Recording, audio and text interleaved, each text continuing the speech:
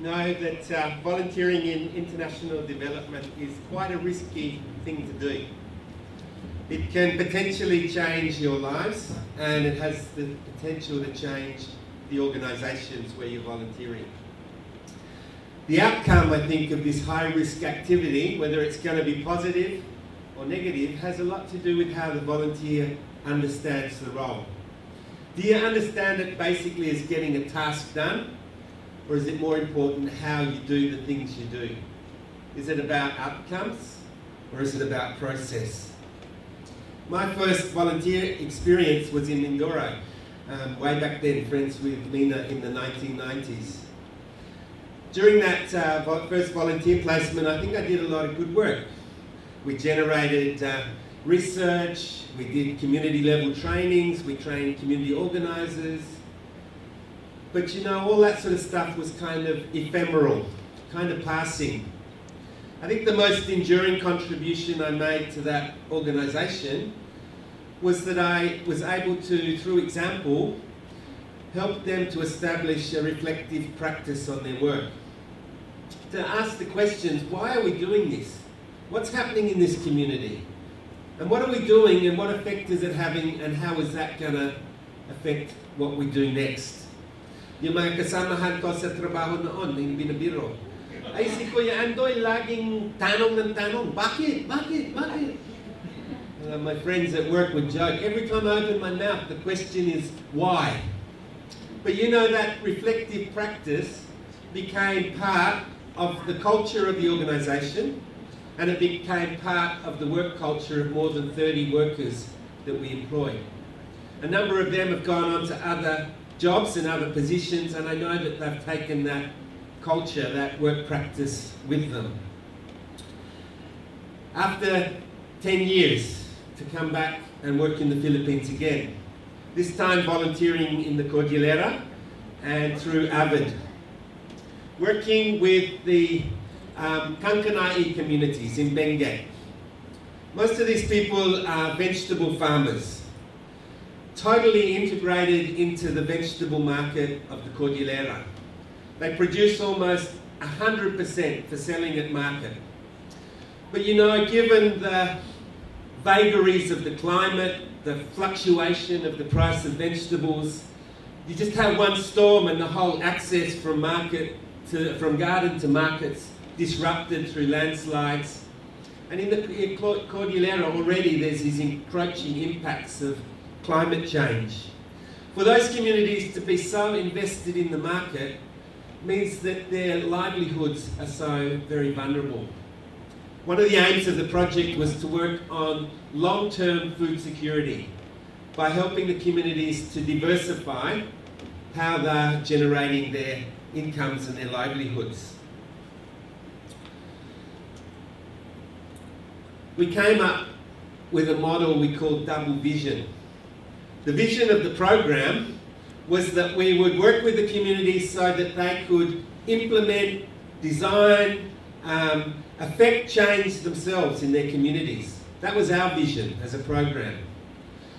And then we began with participatory analysis and workshops with the communities so that they would generate their community plans. What do they want to do to secure their future into the long term? You know, this was a hard sell for funding agencies. You know, funding agencies ask these silly questions like, what are you actually going to do? What do you need? How are you going to put it into a program budget? And we'd say, well, we don't know what we're going to do because the communities are going to tell us what they want to do. One of the great things about the AVID program is that it's able to link up Australian organisations in the Philippines through the volunteer connection.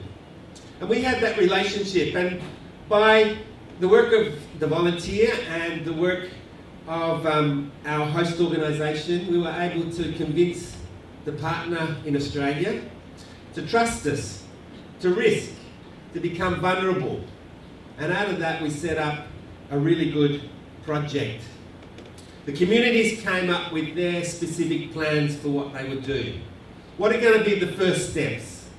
In some of the communities, they moved away from 100% vegetable marketing, and they engaged in coffee production and processing coffee in the community.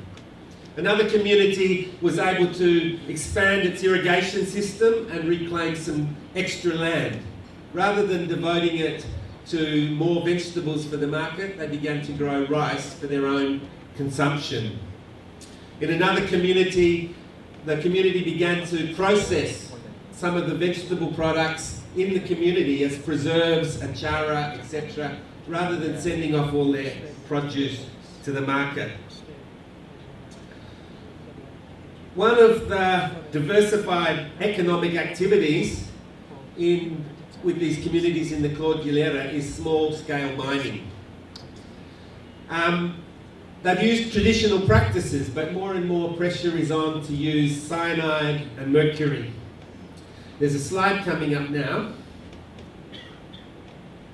That one. This is a picture of a processing plant for gold, a small-scale artisan processing plant. This big drum there is the bore mill. They crush up the rock, and then they put it into tubs, which are out of the picture. And behind the bore mill, down the hill, is a little tailing stand. All of this has stacks of cyanide and mercury used in the processing. In the tin room there is where the family live with their kids. Huge health issues. But besides that, all that crap just flows off into the watershed. One of the things, as an AVID volunteer already involved in this organisation, was that with Jonas we were able to get another volunteer. This guy here, Anthony. He's a mines operation engineer, and he worked with us in relating to the communities and identifying what are the best in the traditional practices and doing community education with the communities around the risks of cyanide and mercury. From the perspective of this double vision model that I've been talking about, we had this vision of sustainable communities that had the skills and the capacity to carry on change processes long after we were gone. But the vision of the community was something different. It was their own. It was what are they going to do practically in their locality. I shared that experience because I want to tell you about what a volunteer contribution can do. But also because I think as volunteers we need something of that double vision. In our organisations, what is the big change that we can make within our organisations? Doesn't matter what your organisation's asking you to do, and it doesn't matter much about what you do day from day, but how do you do it? Do you do it in a way that models and encourages participation and potentially changes the culture of the organisation you've gone into? Reflecting back on that experience, I think the major contribution I made wasn't setting up the program, wasn't all that practical stuff. But you know, the people I've worked with will be in the communities and working in organisations, and they'll take with them all those skills of envisioning, project design, managing the project cycle, and that contribution will go on and multiply where my colleagues go and work. I'm currently with a new HO, and I arrived and there was a thing called Typhoon Yolanda that happened in the Philippines. And I got seconded for 3 months to work on coordination of our HO's response in Samar and Leyte, but working from Manila. One of the great things was you could observe what the different organisations were doing, especially government responses. And you know, I was really chuffed. I was proud to be an Australian during the Yolanda response, because our Australian government made, I reckon, a fantastic contribution. They didn't try and do everything. They did what they were good at, and they did it really bloody well. And Erica, say thank you to the ambassador for making us proud to be Australians. But I think that's a great model. One of the things they set up was a field hospital in Tacloban, and we would have people coming to the office, our field workers and stuff, and saying, oh, what the Australians are doing down there is fantastic, it's really good. Oh, I felt good to be an Australian. But I think more than all the people that the field hospital helped was the model it provided. And I think that's going to affect the Philippines and the whole humanitarian response community into the future. It was a really good model of what was possible. I share that because I think that's how our volunteer experience is as well. We've got all this stuff that we could be doing. We've got organisations that don't have the resources to achieve the visions they want to achieve. So as volunteers, what are our strengths? How are we going to optimise the skills and capacities we have, but in ways that involve other people and model what is possible so that we leave that change with the communities? Another thing about the Philippines is relationships. You know it yourselves as volunteers. All those Marianders, all those chismis sa opisina, all that chatting. You know, in Australia, if you're working in a job and the work culture is toxic, you can get your job done, you go home, you're really stressed, you have too many wines. But in the Philippines, if you can't get the relationships right, you cannot achieve anything. Everything becomes impossible. So I think as volunteers, we're in a really unique position to create relationships, mobilise people, leverage the relationships we're in. You know, one of the things, we don't get paid a lot of money, and sometimes that's a bit difficult, especially when you're like me, you've got a couple of kids and a partner. But it forces us to live in normal communities. Our friends become tricycle drivers, market vendors, the person next door. But also, as foreigners, we can move across boundaries. We can go into those gated communities of privilege and hang out with the political class and professionals.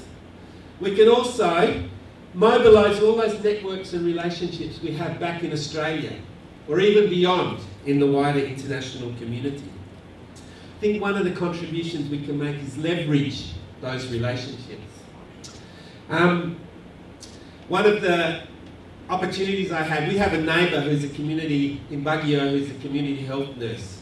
And she's a really passionate woman. She wanted to make something happen in Arisan, which is the urban poor area in Baguio City. And just for sitting down, having coffee with her, talking with her, I was able to link her up with an NGO, a few barangay officials, and eventually an Australian organisation, and they were able to set up a small women's health project in this Arisan community. Again, some friends from Australia introducing them to some communities in Angeles City, in urban poor communities along the Abacan River. And just through that relationship, they were able to support the community to put in some deep wells to get some potable water. I was really privileged when I first came to the Philippines. Back then, we didn't call it this. It was in-country briefing now we call it, but it wasn't called that then. But we had a similar thing. And one of the people that spoke to us was a guy called William Henry Scott. Scotty had died in 1993. He's an Episcopal mission worker. He lived in the Philippines for 40 years. And his contribution to the Philippines was like huge in terms of capacity building. But Scotty said, if you come to the Philippines, remember that while you're here, you are always a guest. This is coming from someone who'd been here 40 years. But he said, even though you're a guest, wake up every morning like you're going to live here forever. Respect how things are done here. At the same time, invest yourselves in language, in relationships, in understanding the place, the people, like you're going to be living here forever. That was some of the best wisdom I think I heard. Friends, be very careful, because volunteering, international volunteering, this AVID program, it can change your lives, and it can change the organisations that you go into. It's changed my life, and I'm so grateful to the Filipino people and to the volunteer programs, especially AVID, that's made it possible. Mabuhay ang Pilipinas, mabuhay ang Australia, mabuhay ang AVID program bilang isang mahalagang tulay.